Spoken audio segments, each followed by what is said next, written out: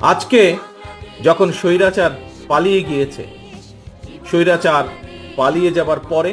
স্বাভাবিকভাবেই আমাদের দাবি ছিল যে এই দেশের মানুষের অধিকার প্রতিষ্ঠা, এবং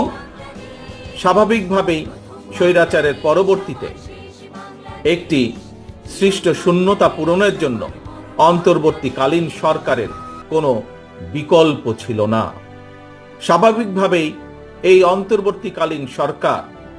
বাংলাদেশের প্রায় সকল মানুষের দলমত নির্বিশেষে সকলের সমর্থনই এসেছে বর্তমানের অন্তর্বর্তীকালীন সরকার, এবং সঙ্গত কারণেই তাদের প্রতি সেদিনও আমাদের সমর্থন ছিল, আজও আমাদের সমর্থন থাকবে। তবে